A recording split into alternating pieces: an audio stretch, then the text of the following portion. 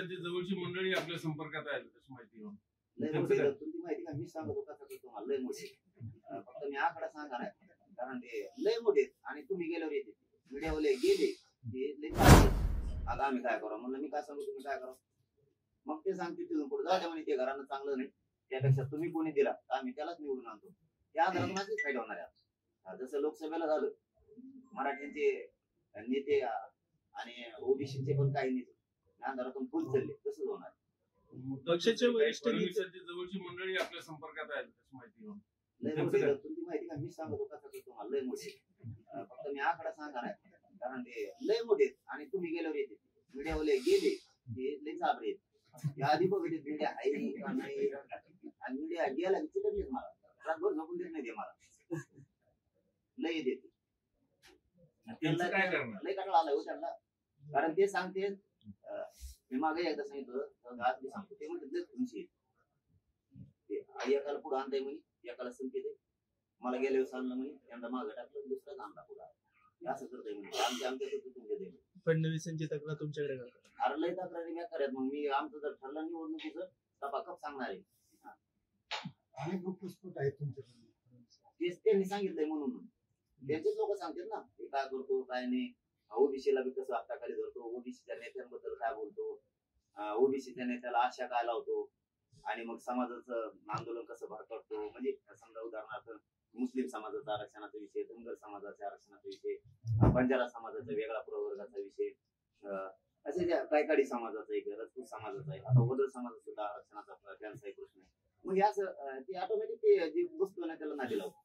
आणि ते म्हणे आमचा समाज संपून टाकतो ते काही समाजाचे मोठमोठे नेते ते सांगतात की ही परिस्थिती त्यांच्या हाताने केली त्यांनी मराठ्यांबद्दलही त्यांना तसंच करायचं एका क्रांती मोर्चे 3 क्रांती मोर्चे केले त्यांनी असंच त्यांना हे आंदोलन करायचं पण आपण लय नमुने बाजी हो आपण फक्त नसतो त्याची पैशाची गरज नाही मला त्याच्या पदाची गरज नाही तू घेऊन येऊन टपोरीवर तिकडं पद घेऊन येऊन तिकडे दिवे घेऊन तिथं समाज काय म्हणतोय समाजाचा आक्रोश काय हे माझ्या समोरचं ध्येय आणि ते मी कडीला नाही आणि म्हणून हे येऊन सांगतात तुमच्यासारखं पाहिजे राव हे काहीतरी वेगळा डाव टाकतात नाही तर मग जेलला टाकेल म्हणतो ते एक लय सांगत बघा जास्त मला तेल घराने जेलला टाकेल म्हणतोय म्हणजे एखादी बिल्डिंग बांधली तरी म्हणते जेलला टाकेल म्हणजे इतकं दौषित आहे मग ते लोक पळून जाते त्याच्याकडे एक पंढरपूरचं तसं नेलं दौषित ते चांगलं चाललं होतं त्याचा कारखाना काय टाकलं होते त्याला म्हणले तू आम्हाला किडाच लावली सगळ्यांनी गेलो बाबा असे लई शेकडे नाही घरात येणारे तितकं घरानं करतात राहत असती गर्दी नसती असं डोकं पिकी माझं झोपून देत नाही झोपलं तरी फोटो काढते तेच टाकेल त्यांचं पण सांगितलेलं ते सोपं नाही हा दादा आता मी नाही उघड करत ते त्यांचं सांगितलेलं ऐकलं ना तर असं वाटतं खरंच असं नेता असावा पक्ष मोठा करणारा असावा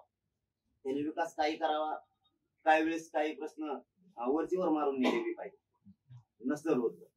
पण खुनशीपणा माणसांच्या बद्दल तुम्ही बळच लोक जमून नाही निवडून येऊ शकत तुम्ही बळ का तुम्ही पत्रकार बांधव बळच आणल्यावर काय होतं किंवा एखादे बळच तुम्ही 100 नेते जमिले 7-8 माझ्या उपमुख्यमंत्री त्यांना आता माझी फिजी असे धरून हे सगळे गळालेले प्राणी त्यांनी गोळा केले सगळे आणि हे लोक मग ते नुसते चेहरे दिसते टप्पू एक माझे उपमुख्यमंत्री एक मुख्यमंत्री त्याने नाही हो निवडणुका जिंकता येणार त्याने प्रेमानं मायानं तुमच्याकडे ते आले पाहिजे मायानं आले पाहिजे मग मात्र एक शिक्का मतदान चालतं जसं की मला वाटतं त्यांना 106 आमदार निवडून दिले होते त्यांचे तसं तुम्ही लोकांच्या पोटात घुसा लोकांचे तुम्ही कामं करा तुम्ही कामं नाही करत आता प्रचंड पाऊस झालाय मराठवाड्यात हाल आहेत लोकांचे हाल प्रचंड हाल आहेत तुम्ही त्यांचे ताबडतोब पंचनामे करणार नाही ही पीक पाणी काहीतरी बघा ते लग्न ते करणार त्याला ते नीट नसतं काही नसतं झालं वाटलं शेतकऱ्याचं 2-3 वर्ष तशीच पडलेत आणखी तुम्ही तात्काळ नुकसान भरपाई नाही झालं एक जणाच्या शेळ्या अशा मेलेल्या दाखवल्या तशा लाईनीत टाकल्या ही बघा ही परिस्थिती सोपी नाही शेतात जनावर अडकले ते बघणार नाही त्यांना ताबडतोब सुविधा उपलब्ध करणार नाही शेतकऱ्याला लाईट देणार नाही पीक भाव देणार नाही पिकाला भाव देणार नाही तातडीने पाण्याचे विदर्भात खानदेशात मराठवाड्यात पश्चिम महाराष्ट्रातला काही वरचा भाग इकडे पाण्याचं उपलब्ध नाही करून देणार कायमची सुविधा नाही देणार कायमचं आरक्षण नाही देणार हे देवेंद्र फडणवीसांचं हे वागणं त्यांच्या पक्षाच्या मुळावर येऊन बसलं ते आमच्या विरोधात नाही शत्रू नाही सत्य सांगितल्यामुळे त्याला लागत ते काय करणार, तात्पुरतं नादी लावणार, तात्पुरतं. पुढे ते 1500 रुपये आणि लाडकी बहिणीची योजना चांगली, ते पैसे तर आमचे येतात. ते लाडकी बहिणी इथे बिस्किट पुडा घेतला तरी जीएसटी करून जातो. आमचेच पैसे येते. ते का देवेंद्र फडणवीस काय वावर विकलं नाही, नागपूरचं नाव पैसे दिले नाहीत लोकांना. हे लोकांचेच पैसे येतात. ती चांगली घ्या, काय हरकत नाही. पण तुम्ही कायमचं का देत नाही? त्या लाडक्या बहिणीच्या लेकराला म्हणजे तुमच्या भाच्याला आरक्षण पाहिजे, ते दे ना. दाजी शेतात काम करतोय बांधाव, त्या दाजीच्या मालाला भाव पाहिजे. दाजी तर पुढे चिखलात मारायला लागलाय. हे कधी बघणार तुम्ही? धनगरांना आरक्षण पाहिजे, मुस्लिमांना आरक्षण पाहिजे, हे कधी जाणार? आता हे लाडकी बहीण आणली त्या देवेंद्र फडणवीस,